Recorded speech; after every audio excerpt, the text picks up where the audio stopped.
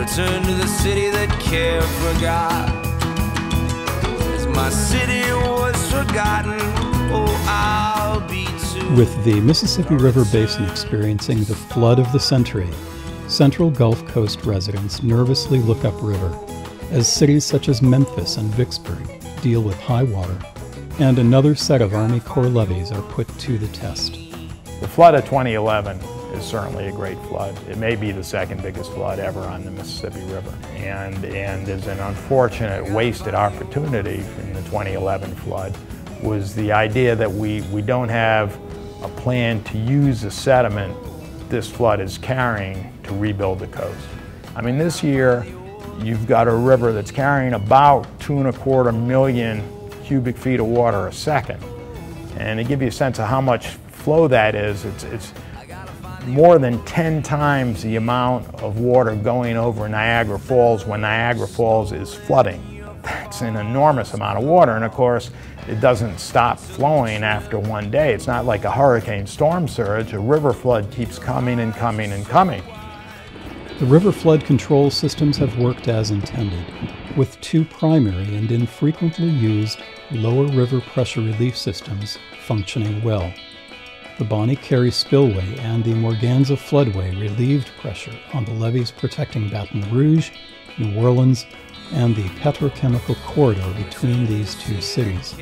You know, before the 27 flood, the Corps tried to control the river with what it called the levees-only policy, which is self-explanatory.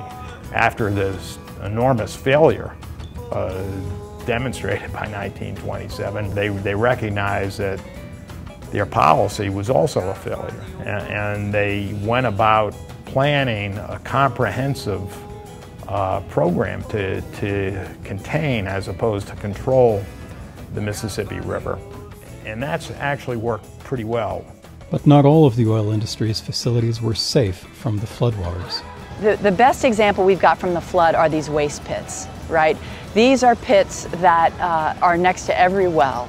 And it's where the drilling mud goes, it's where chemicals are put in, it's where like some maybe contaminated diesel gets poured. And so they're just open, like an open wound.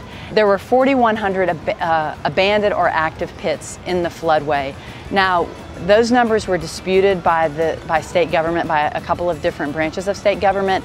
And of course, the irony here is that we got those numbers from state government. This flood just taught us what we learned we learned with refinery accidents, what we learned in Katrina with the Murphy oil spill, 1 million gallons, what we learned with the BP disaster, and that is that these companies are ignoring their own safety plans and that they're just, bottom line, poorly managed and not controlling their products. Again and again, it's like a bad dream that you keep having, but you have it way more often than most people have a bad dream.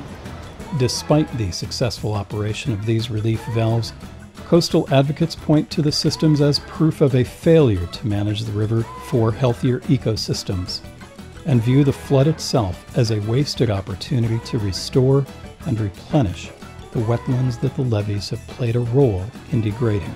I think when we watch the Mississippi River flood and this massive high water event, looking at the satellite photos of the sediment getting out into the Gulf of Mexico, either through Lake Pontchartrain, through the Atchafalaya and the Morganza floodway, and then in the mouth of the river, I got a kind of sinking feeling in the pit of my stomach because I just realized how we have missed a window, which is to really build land and to reverse our land loss that we're experiencing. I think what we need to make sure is happening is kind of a two-step thing, is one, that the Congress acts to direct the BP fines and penalties to a restoration initiative that's guided by science.